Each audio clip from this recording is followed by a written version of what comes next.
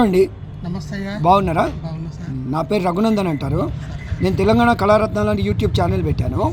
కళాకారులను పరిచయం చేస్తున్నాను. మీ వయసు ఎంత అండి? 65 సార్. మీరేం కళాకారులు? బుర్రకథ ఆర్టిస్ట్ సార్. బుర్రకథ ఏ ఊరు? దేవన్నపేట సార్.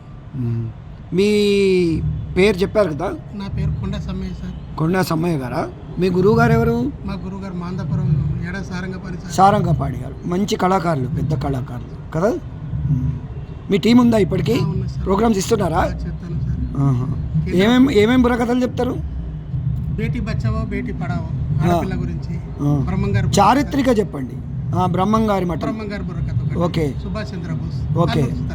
3 ఇంకేమైనా వస్తాయా? అంతేనా? అంటే మరి ఒకటి అందుకోండి. పెద్ద కుమార్లయ్య అనే గ్రామము లోపల శివకోట చారి తందాన తానే తందాన అతని భార్య గురుద్రమాంబయు ఆనందం తోడా తందాన తానే తందాన తానే తందాన. రుద్రమాంబయ్యను మహాదేవికి సంతులేకపాయే సంతులేకను దంపతులిద్దరూ చిన్నబోయినారు తందాన తానే తందాన తానే తందాన. ఒక వీరరసంతో ఒకటి చెప్పండి.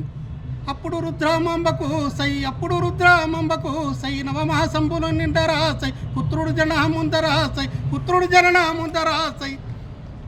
ఓకే. ఇంకా వివరాలు చెప్పండి మీ గురించి. మీకు ఎంతమంది మీ పిల్లలు ఇందులో ఉన్నారా? మా పిల్లలు చదువుకున్నారు కానీ సార్ ఇక మాకు ఇంత వ్యవసాయం ఉన్నది. ఓకే. 2 కొడుకులు వ్యవసాయం చేస్తాను. ఒక్క కొడుకు ఇంకా బాగానే చదువుతాడు. ఆయనకేం ఉద్యోగం ఇట్లా. తర్వాత మీరు ఎక్కడెక్కడ ప్రోగ్రాంలు ఇచ్చారు? మేము మొత్తం ఒక 8 జిల్లాలు తీసాం సార్. మన రాష్ట్రంలో కాక ఆంధ్రప్రదేశ్లో చేశారా? ఆంధ్రప్రదేశ్లో కూడా చేశారు. ఎక్కడ ఆంధ్రప్రదేశ్ ఎక్కడ చేశారు? ఆంధ్రప్రదేశ్, విజయవాడ, విశాఖపట్నం. మీ టీం ఎంతమంది ఉన్నారు మీకు? మా టీం 3 వంతలు. 2 వంతకులు సార్. నేను కథ బాగా మీరు మెయినా? నేను మెయిన్ సార్. ఎంతసేపు చెప్తారు? మేము అప్పుడు ఇక ఇప్పుడు చెప్తున్నారా? 15 సంవత్సరాల వయసు అప్పుడైతే అప్పుడు ప్రజలు ఇన్నేది కూర్చుండేది. ఇప్పుడు అంతా ఇప్పుడు లేదు. ఇప్పుడు అది లేదు. ఇప్పుడు మేము ఎంత కరెక్ట్ అంత టాలెంట్ ఉన్న వాళ్ళని చెప్తేనే కాస వాళ్ళు 12 గంటల దాకా 1 దాకా వినగలుగుతారు. అయితే దేవాలయాల్లో కూడా చెప్తారా? చెప్తాను సార్. ఓకే. 1 గంట సేపు ఇన్నోళ్ళు మాత్రం ఇక 2 గంటలు వింటారు. ఇక వాళ్ళు ఏదో యూట్యూబ్లు సినిమాలు చేయబట్టి ఇదంతా ఖరాబ్ అయిపోయింది. ఈ సెల్లే తల్లిదండ్రులు అయిపోయింది సార్. తల్లిదండ్రులు మర్చిపోతాళ్ళు, ఆ పురాణ కథలు మర్చిపోతాళ్ళు, నీతి మాటలు మర్చిపోతాళ్ళు. ఇప్పుడుండే పిల్లలకి ఏం చెప్తారు సార్? ఇప్పుడు పిల్లలకు ఏం చెప్తామంటే మహాభారతం గురించి ఒకటి, ఈ బ్రహ్మంగారి కాలజ్ఞానం ఒకటి. వాళ్ళ జ్ఞానం పెరగాలంటే ఇక ఈ చెల్లుపోను ఎక్కువ శాతం చూడకూడదు అంటే అలా చూసినా కానీ అలా చెడేంతో కళారూపం ఈ బుర్రకథ బ్రతకాలంటే ఏం చేయాలి?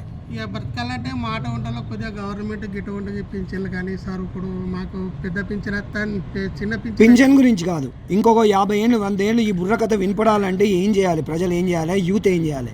ఇక యువకులు ఏం చేయాలి?